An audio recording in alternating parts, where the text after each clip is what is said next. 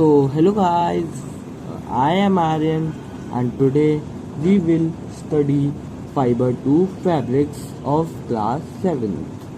So, let's get started. So, fiber 2 fabrics. So, do, I will explain you fiber 2 fabrics. In class 6, you have learned about some fibers obtained from plants. You also learned that wool and silk fibers obtained from animals, wool in obtained from the fleece hair of sheep or yak. Silk fiber come from which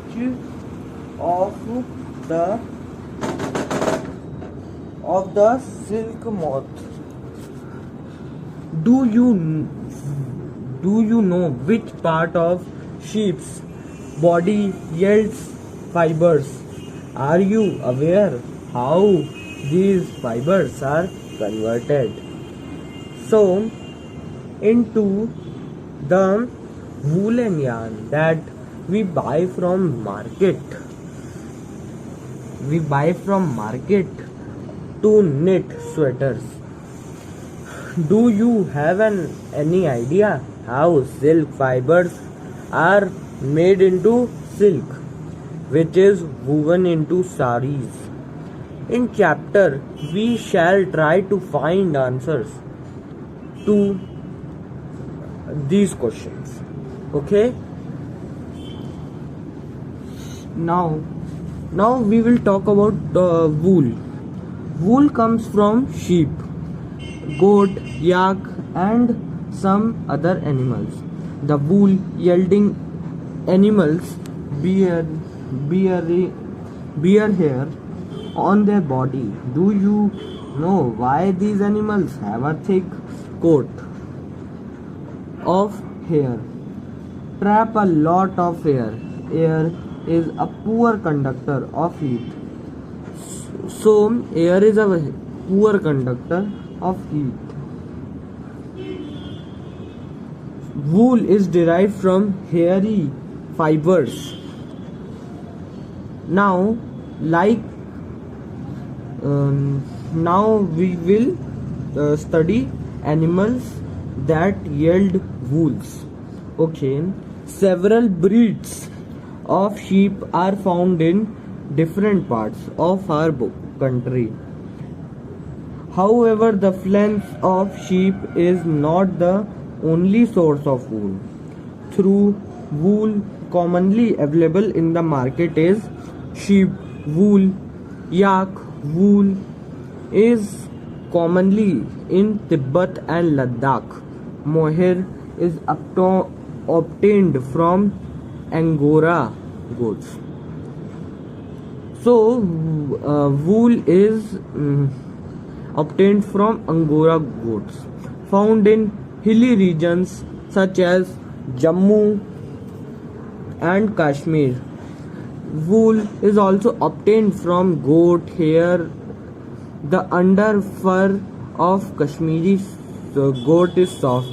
It is woven into fine shawls like Pashmina shawls.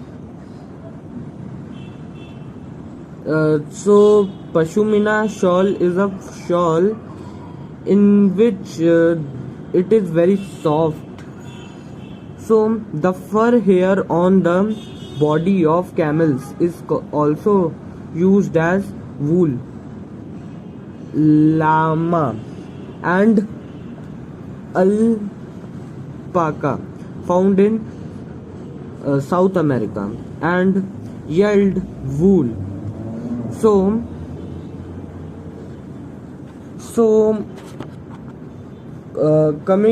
now we will study from fiber to wool. Let's study. For obtaining wool, sheep are reared. Their hair is cut and processed into wool. Let us learn about the process. Rearing, breathing of sheep if you travel to hills in Jammu Kashmir, Himachal Pradesh, Uttaranchal, Arunachal Pradesh and Sikkim, or the plains of Haryana, Punjab, Rajasthan and Gujarat, you can see sheeps stalking their herds sheep for grazing. Sheep are herbivorous. So sheep are herbivorous and prefer grass. So they eat grass, leaves and hay and many things. So they do not eat animals. They only eat grass. So apart from grazing sheep, rears also feed them on a mixture of pulses, corn, jowar, oil, cakes, material left after taking out oil from seeds and minerals. In winter, sheep are kept indoors and fed on leaves, grain, and dry. Sheep are reared in many parts of our country for wool. Gives the name of so coming to now we will study processing fibers into wool.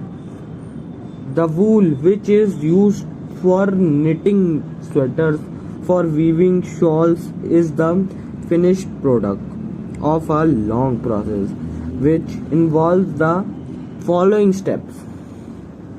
So step number 1 is the fleece of the sheep along with a thin layer of skin is removed its body.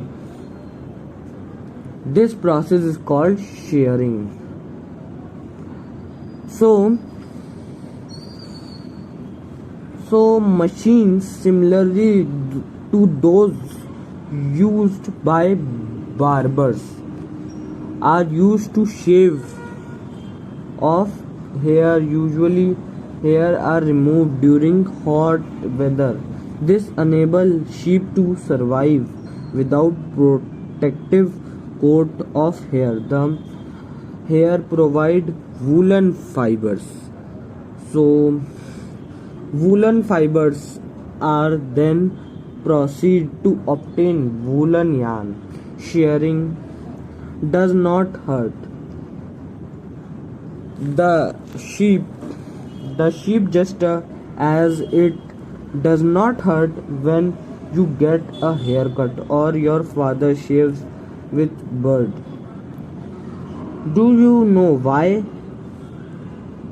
The uppermost layer of the skin is dead. Also, hair of sheep grow again, just as your hair does.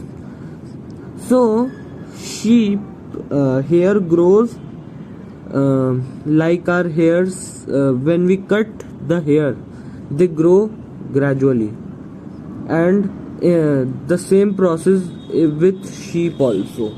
So, step 2. So, step 2, the sheared skin with hair is thoroughly washed in tanks to remove grains, dust and dirt. This is called scoring. Nowadays, scoring is done by machines. So step 3 is after scoring, sorting is done. The hairy skin is sent to a factory where hair of different textures are separated or sorted. Step 4. So step 4 is the small fluffy fibers called burrs are picked out from the hair. These are same burrs which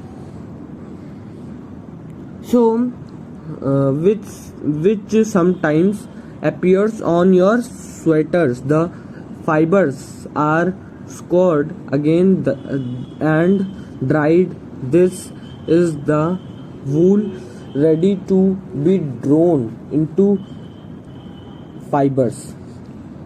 Step 5. So the step 5 is the fibers can be dyed in various colors, and as the natural fleece of sheep and goats is black, brown or white. So step 6 is the fibers are straightened, combed and rolled in yarn. The longer fibers are made into wool or sweater, and the shorter fibers spun and woven into woolen clothes. The processing of fibers into wool can be represented as following. So, shearing, scouring, sorting, cleaning of birds, dyeing, rolling. So, occasional hours. Now we will come to life history of silk moth.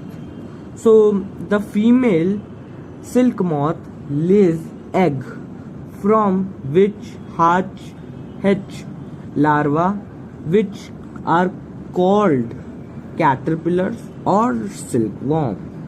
They grow in size, and when the caterpillar is ready to called pupa, it first weaves a net to hold itself. Then it swings its heads from side to side in the form of the figure of 8. During these movements of the head, the caterpillar secretes fiber made of a. So now, coming to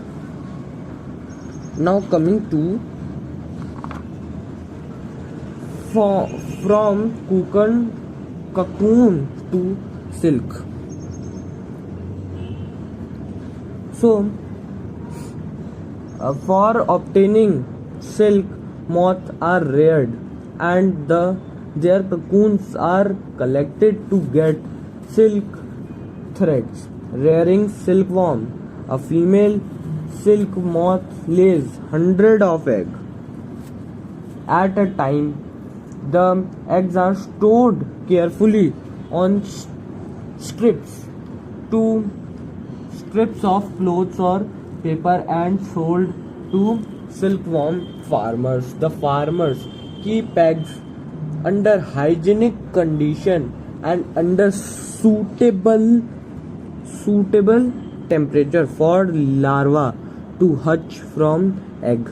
This is done when mulberry trees bear a fresh crop of leaves. The larva called caterpillar silkworm eat day and night and increase enormously in size. So let's talk about discovery of silk. The exact time of discovery of silk perhaps unknown according to an old Chinese legends. The Emperor Shi Lung Chi was asked by the Emperor Hong Tito find the cause of damaged leaves of mulberry trees growing in their garden. The Empress found white worms eating up mulberry leaves. She also noticed that they were spinning shiny cocoons around then.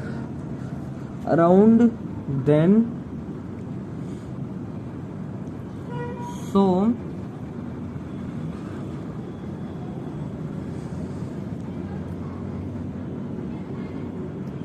So around then,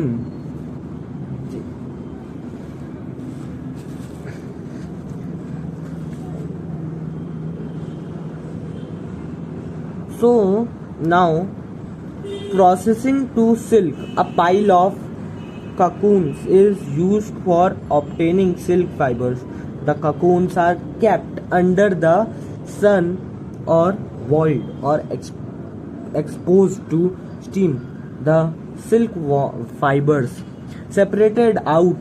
The process of taking out threads from the cocoon to the use for use as silk is called reeling of the silk. Reeling is done in special machines which unwind the threads or fibers or of silk from the cocoon. Silk fiber are then spun into silk threads, which are woven into silk cloth by weavers. So the chapter is finished. If you like my video, please subscribe and like the video. Bye.